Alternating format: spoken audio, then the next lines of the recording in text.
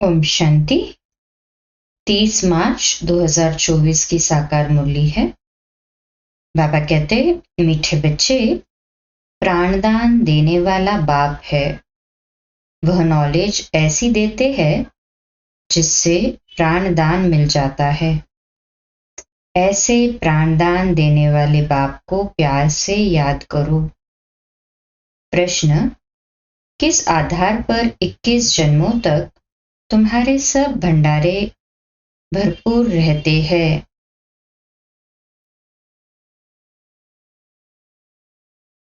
उत्तर, संगम युग पर तुम बच्चों को जो नॉलेज मिलती है, ये सोर्स ऑफ इनकम है। इस पढ़ाई के आधार से सब भंडारे भरपूर हो जाते हैं। इस पढ़ाई से 21 जन्मों की खुशी मिल जाती है। ऐसी कोई चीज नहीं जिसके प्राप्ति की इच्छा रहे।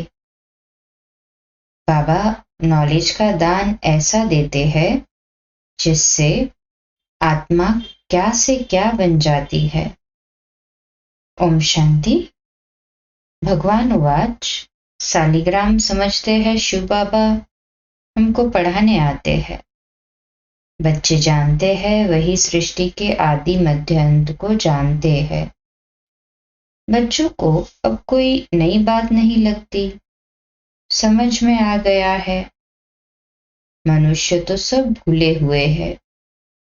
जिसने पढ़ाया उनके बदले पहले नंबर में पढ़ने वाले का नाम डाल दिया है, ब्रह्मा बाबा, जो कि श्री कृष्ण बनते हैं। बाबा कहते हैं उनका नाम डाल दिया। तुमको पढ़ते पढ़ते ये बात सिद्ध करनी है। भारत के शास्त्रों की ही बात है और धर्म के शास्त्रों की नहीं।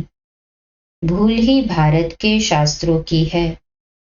तुम्हारे सिवाय ये बात और कोई सिद्ध नहीं कर सकता।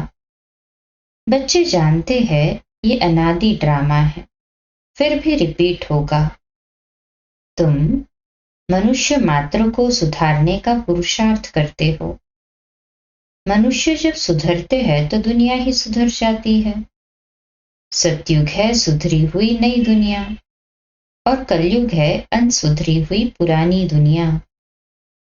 ये भी तुम बच्चे अच्छी रीति समझते हो और धारण कर समझाने लायक भी बनते हो।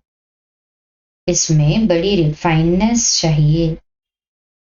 बाबा तुमको कितना रिफाइन कर समझाते हैं, सुधारते हैं। बाप कहते हैं जब तुम सुधर जाते हो फिर मुझे सुधारने की जरूरत नहीं रहती। तुम अनआर्य बन पड़े थे, अब आर्य अर्थात देवी देवता बनना है। सो तो सतयुग में ही होंगे। वह सब सुधरे हुए थे, अब अनसुधरेले उनकी पूजा करते हैं। ये किसकी बुद्धि में नहीं आता कि हम उनको क्यों सुधरेले कहते हैं। है सब मनुष्य जो सुधरेले आए थे, वही सब अनसुधरेले बने हैं। आर्य और अनआर्य। बाकी वह जो आर्य समाज है वह मठ पंथ है। ये सब झाड़ से क्लियर कर समझ सकते हैं। ये है मनुष्य सृष्टि का झाड़। इसकी आयु 5000 वर्ष है। इसका नाम कल्पवृक्ष है। परंतु कल्पवृक्ष अक्षर से मनुष्यों की बुद्धि में झाड़ नहीं आता है। तुमको झाड़ के रूप में समझाया है। वह कह देते कल्प लाखों वर्ष का है, बाप कहते 5000 वर्ष का है। और कोई कितनी आयु सुनाते, कोई कितनी, पूरा समझाने वाला तो कोई है नहीं ना। आपस में कितना शास्त्रवाद करते हैं। तुम्हारी तो ये रूह रिहान है। तुम सेमिनार करते हो, इसको रूह रिहान कहा जाता है। प्रश्न उत्तर समझने के लिए भी करते हैं। बाबा जो कुछ तुमको सुनाते हैं उससे ही टॉपिक निकाल तुम सुनाते हो। वो लोग क्या सुनाते हैं ये भी तुम जाकर सुनो, फिर आकर सुनाना चाहिए कि इस प्रकार का वाद विवाद चलता है। पहले तो ये समझाना है कि गीता का भगवान कौन। भगवान बाप को भूलने कारण बिल्कुल चट खाते में आ गए हैं। तुम बच्चों का तो बाप से लव है, तुम बाबा को याद करते हो, बस बाबा ही प्राणदान देने वाला है। नॉलेज का दान ऐसा देते हैं जो क्या से क्या बन जाते हैं। तो बाप पर लव रहना चाहिए। बाबा हमको ऐसी ऐसी नई बात सुनाते हैं। हम श्री कृष्ण को कितना याद करते हैं, वह कुछ तो देता ही नहीं है। श्री नारायण को याद करते हैं, याद करने से कुछ होता है क्या? हम तो कंगाल के कंगाल ही रह गए। देवताएं कितने सॉल्वेंट थे, अब सभी आर्टिफिशियल चीजें हो गई है। जिसका दाम नहीं उनका आज दाम हो गया है। वहां सतयुग में अनाज आदि के दाम की बात ही नहीं। सबको अपनी अपनी प्रॉपर्टी आदि है। कोई अप्राप्त वस्तु नहीं जिसकी प्राप्ति की इच्छा रहे। बाबा कहते हैं, मैं तुम्हारा भंडारा भरपूर कर देता हूँ। तुमको ऐसी नॉलेज देता हूँ जिससे तुम्हारा भंडारा भर जाता है। तुम्हारी बुद्धि में है knowledge is source of income. Knowledge ही सब कुछ है। इस पढ़ाई से तुम कितना ऊंच बनते हो। पढ़ाई का भंडार है ना, वो टीचर्स पढ़ाते हैं, उनसे अल्पकाल का सुख मिलता है। इस पढ़ाई से तुमको 21 जन्म का सुख मिलता है। तुम बच्चों को बहुत खुशी होनी चाहिए। ये समझने में टाइम लगता है, जल्दी कोई समझ न सके। फोटो में कोई निकलता है। आधा कल्प सभी मनुष्य एक दो को गिराते ही आए हैं। चढ़ाने वाला एक बाप है। बेहद की पढ़ाई पढ़ाने वाले के बदले पढ़ने वाले का नाम डाल दिया है। दुनिया इन बातों को नहीं जानती। कहते हैं भगवान वाच पढ़ा कर गए, फिर उनका कोई शास्त्र रहता नहीं। सतयुग में कोई शास्त्र है नहीं। ये सब है भक्ति मार्ग के शास्त्र। कितना बड़ा झाड़ है। भक्ति की ये अनेक टालियां न हो तो झाड़ का नाम भी न रहे। ये सब धारणा करने की बातें हैं। तुम धारणा करते हो। पढ़ाने वाला तो पढ़ाकर गुम हो जाता है। पढ़ने वाले आकर विश्व के मालिक बनते हैं। कितनी नई बातें हैं। एक भी बात कोई की बुद्धि में बैठती नहीं। स्टूडेंट भी तुम सब नंबरवार हो। कोई पास होते कोई फेल होते। यह है बेहद का बड़ा इम्तिहान। तुम जानते हो हम अभी अच्छी तरह पढ़ेंगे तो कल्पांतर अच्छा पढ़ेंगे। अच्छा पढ़ने वाले ही ऊंच पद पाते हैं। नंबरवार सब पाएंगे। सारा क्लास ट्रांसफर होता है। नंबरवार जाकर बैठते हैं। ये ज्ञान भी आत्मा में है। अच्छा व बुरा संस्कार आत्मा में है। शरीर तो मिट्टी है। आत्मा निर्लेप हो नहीं सकती। 100% सतो प्रधान और 100% तमो प्रधान कौन है, ये भी तुम समझते हो। पहले तो गरीबों को उठाना पड़े, वह पहले आएंगे। गुरुओं के भी अच्छे अच्छे अनन्य शिष्य जब आएंगे तब उन सब की बुद्धि खुलेगी। देखेंगे ये तो हमारे ही पत्ते निकलते जाते हैं। यहाँ के जो होंगे वह तो निकल आएंगे। बाप आकर नया झाड़ शुरू करते हैं। जो और धर्मों में जाकर पड़े हैं वह सब लौटेंगे। फिर भी अपने भारत में ही आएंगे। भारतवासी ही थे ना। हमारी डाल के जो है वह सब आ जाएंगे। आगे चलकर तुम सब समझते जाएंगे। अब बाहर से सबको धक्का मिलता जाता है। जहां जहां बाहर वाले हैं उनको भगाते रहते हैं। समझते हैं ये बहुत धनवान हो गए हैं, यहाँ वाले गरीब हो गए हैं। पिछाड़ी में सबको अपने अपने धर्म में जाना होता है। आखिर सब अपने अपने घर तरफ भागेंगे। विलायत में कोई मरता है तो उनको भारत में ले आते हैं, क्योंकि भारत है फर्स्ट क्लास पवित्र भूमि। भारत में ही नई दुनिया थी। इस समय इसको वाइसलेस वर्ल्ड नहीं कह सकते, ये है विशियस वर्ल्ड। इसलिए बुलाते हैं, हे पतित पावन आओ, आकर हमको पावन बनाओ। कल दुनिया तो वही है, परंतु इस समय दुनिया में कोई पावन तो है नहीं। पावन आत्माएं मूल वतन में है, वह है ब्रह्म महतत्व। सब पावन बनकर वहां जाएंगे, फिर नंबरवार आएंगे पार्ट बजाने। आदि सनातन देवी देवता धर्म का ये फाउंडेशन है। फिर 3 ट्यूब निकलती है। ये जो देवता धर्म है, ये कोई ट्यूब नहीं है। पहले ये फाउंडेशन, फिर 3 ट्यूब्स निकलती है। फाउंडेशन तो आदि सनातन देवी देवता धर्म है, वो तो थूर है, फिर बाकी ब्रांचेस है। मुख्य है 4 धर्म। सबसे अच्छा धर्म है ये ब्राह्मण धर्म। इनकी बहुत महिमा है। हीरे जैसा तुम यहाँ बनते हो। बाप तुमको यहाँ पढ़ाते हैं तो तुम कितने बड़े हो। देवताओं से भी तुम ब्राह्मण बड़े नॉलेजफुल हो। वंडर है ना। हम जो नॉलेज लेते हैं वह हमारे साथ चलती है, फिर वह नॉलेज को ही भूल जाते हैं। प्रारब्ध मिलती है डायरेक्ट। तुम जानते हो पहले हम क्या पढ़ते थे, अब हम क्या पढ़ते हैं।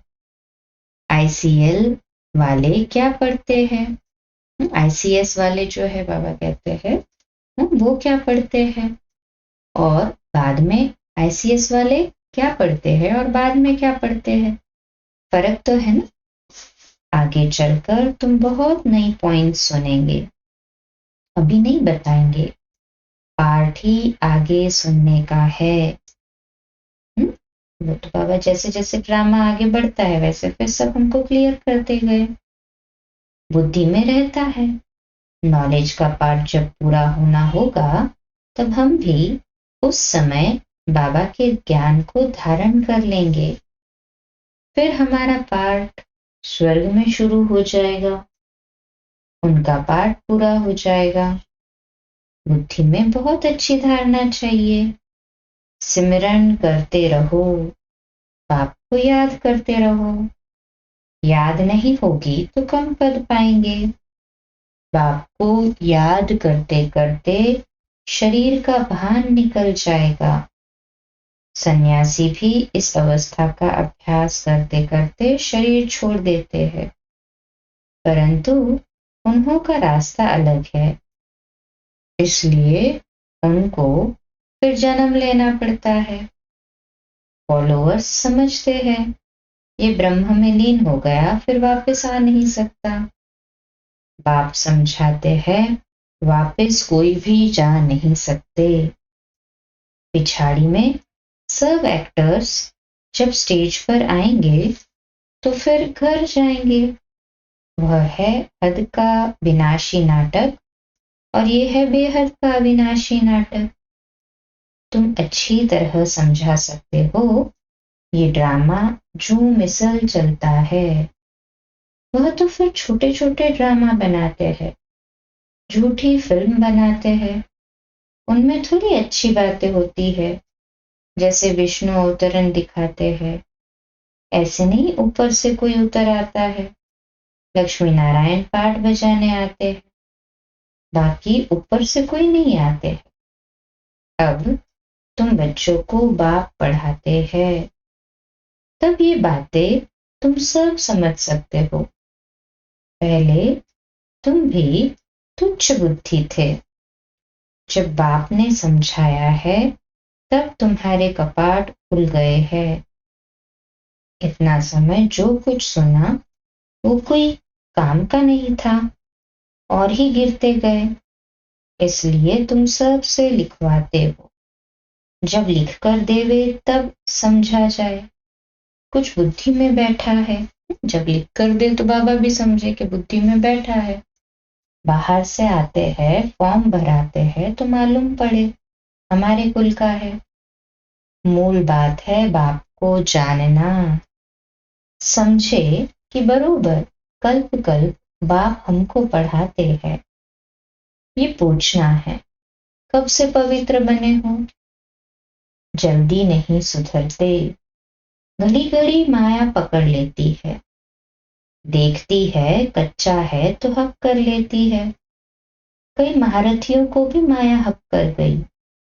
शास्त्रों में भी मिसाल अभी के है। मंदिर में भी घोड़े सवार महारथी प्यादे आदि दिखाते हैं। तुम अब अपना यादगार देखते हो। जब तुम बन जाएंगे तो भक्ति उड़ जाएगी। तुम किसको माथा नहीं टेक सकते हो। तुम पूछेंगे ये कहाँ गए, इनकी बायोग्राफी बताओ। बाबा ने तुम बच्चों को नॉलेजफुल बनाया है, तब तुम पूछते हो। तो नशा रहना चाहिए। पास विद ऑनर 8 होते हैं। ये बहुत बड़ा इम्तिहान है। अपने को देखना है। हमारी आत्मा पवित्र बनी है। बैटरी भरेगी तब जब योग होगा। बाप से योग होगा तो सतो प्रधान बनेंगे। तमो प्रधान आत्मा वापस नहीं जा सकती है। ये भी ड्रामा है। वहां दुख देने वाली कोई चीज नहीं है। गाय भी सुंदर है। श्री कृष्ण के साथ गायें कितनी सुंदर दिखाते हैं। बड़े बड़े आदमी का फर्नीचर भी सुंदर है। गाय अच्छा दूध देती है, तब तो दूध की नदियां बहती है। अब यहाँ नहीं है। अभी तुम नॉलेजफुल बन गए हो। इस दुनिया को तुम तुच्छ समझते हो। इनका सारा किचड़ा स्वाहा होना है। फिर सारा किचड़ा निकल सब स्वच्छ बन जाएंगे। हम अपनी राजधानी में जाते हैं। उनका नाम है स्वर्ग। सुनते ही खुशी होती है। अच्छा, मीठे मीठे सिकिलदे बच्चों प्रति माता पिता बाप दादा का याद प्यार और गुड मॉर्निंग। रूहानी बाप की रूहानी बच्चों को नमस्ते। हम रूहानी बच्चों की रूहानी माता पिता बाप दादा को याद प्यार, गुड मॉर्निंग और नमस्ते। वाह बाबा वाह, शुक्रिया बाबा, शुक्रिया। धारणा के लिए मुख्य सार है। पहली पॉइंट, इस अनसुधरी पुरानी दुनिया को सुधारने के लिए स्वयं को सुधारना है। अपनी बुद्धि को बाप की याद से रिफाइन बनाना है। दूसरा, आपस में रुगरिहान करनी है, वाद विवाद नहीं। नॉलेज का दान दे सर्व का भंडारा भरपूर करना है।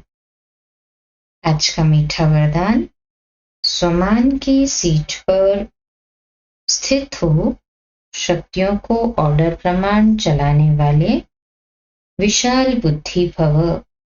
आज का सुमान, मैं विशाल बुद्धि आत्मा हूँ। मैं विशाल बुद्धि आत्मा हूँ। विश्लेषण, अपनी विशाल बुद्धि द्वारा सर्व शक्तियों रूपी सेवाधारियों को समय पर कार्य में लगाओ।